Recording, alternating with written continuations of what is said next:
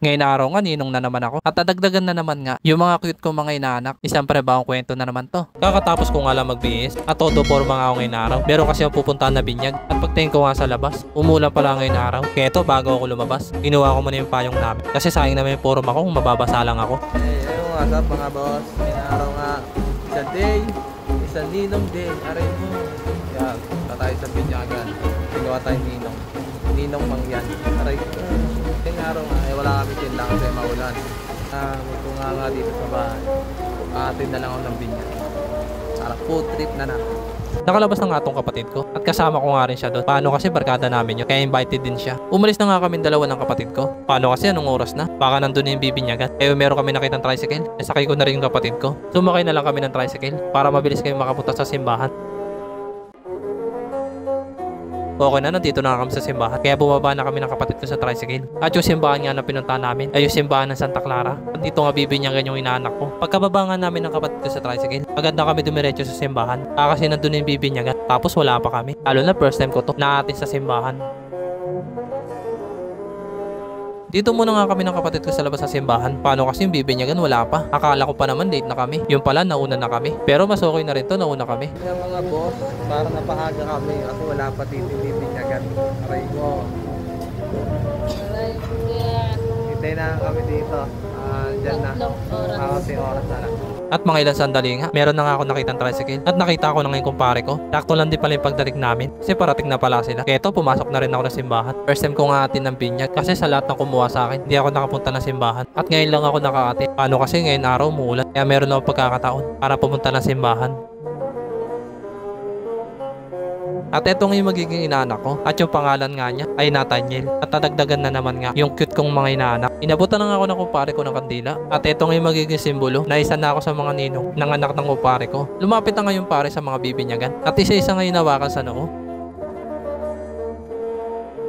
Nagsimula na nga yung pagbibinyag at meron na nga mga batang binibinyagan at hinihintay na nga lang namin tawagan yung pangalan ng inaanak ko. At mga ilang sandali nga, tinawag na nga yung pangalan ng inaanak ko. Kaya nagpunta na kami lahat sa pare. Naalala ko tuloy yung binigyagan yung anak ko. At sayang nga lang hindi ko na videoan yun. Kasi yung mga panahon na yun, di pa ako vlogger. Pero kahit hindi ko na videoan yun, nakarecord pa rin yun dito sa isip ko. At hindi ko na makakalimutan yun. Kasi yung araw na yun, isa kasi yun sa masaya na nangyari sa buhay ko. At tapos na nga binyagan yung inaanak ko. Kaya nagsibalikan na kami sa mga upuan namin. At yung kumpare ko nga pumunta na sa akin para sindihan na yung kandila ko. At eto na nga yung simbolo na isa na ako sa mga ninong ng anak niya. At yung sindi nga ng kandila, inasa ko na sa kumpare ko. Isa-isa na nga sila. Nagpasa ng sindi ng kandila. At habang ito naman yung anak ko, nagtataka nga siya kung bakit daw sa kanya walang sindi. Ito tamang tingin nila sa mga ninong-ninang niya. Pumunta na nga kami sa harapan para magpa-picture. At tinatawag nga ako ng kumpare ko. Sabi nga niya sumama nga daw ako. Kaso hindi ko magawa kasi nagbibideo ako. Kaya ito inayaan ko na lang sila mag-picture-picture. Mamaya na lang ako magpapa-picture. Kapag kaming dalawa na lang ng inaanak ko. At ito na nga yung pinakahihintay ko. At inabot na nga sa akin yung inaanak ko. At habang pinipicturean nga nila ako, eto naman ako, tamang video pa rin ako. Okay na, nagpa-picture na nga kami ng inaanak ko. Kaya wala na akong takas na ito sa Pasko. Kasi meron ng ebidensya na isa ako sa mga ninong ng inaanak ko. Lumabas na nga kami dito sa simbahan.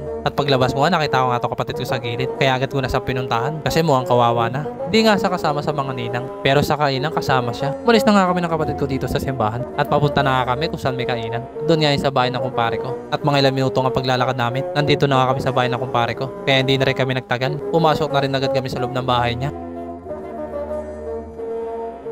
Kumuha na nga ako ng plato at pumunta na nga ako sa mga pagkain. At nagulat nga ako na una pa sa akin yung kapatid ko. Kaya ito sa kanya na lang humingi ng kanin. Kahit nga hindi siya isa sa mga ninang, invited pa rin siya. Kasi yung kumare ko kababata namin. At pumayag nga rin siya na isama ko yung kapatid ko. Kasi hindi naman bago daw sa kanya yun. Kaya ito, enjoy lang kami. Ngayon birthday at binyag ng anak ng kumare ko na ngayon na dating kababata namin ng kapatid ko. Okay na, nakahingi na nga ng pagkain sa kapatid ko. Kaya pumunta na ako sa lamesa at kakain na nga kami ng kapatid ko.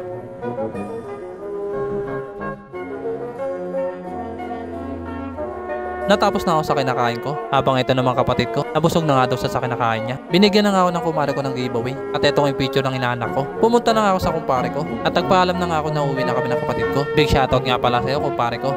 Pre, kamusta yung french fries? Business man. Oh, shoutout dito. Share. Ano yung binyag kasi? Okay na. Kaya pre, ingat. Thank you, Asher. At bago nga kami umalis, nagpaalam na nga kami sa kumare ko. At habang naglalakad nga kami, eto nga kapatid ko, tuwan-tuwa. Paano daw kasi naka-takeout siya. At pag uwi nga daw sa bahay, hindi na nga daw siya magluluto. Kasi meron na sang ulam na dala. Tayo na nga mga boss, nakapaganda na tayo ng binyag. Ninong ulit ako. boss, hanggang dito na lang.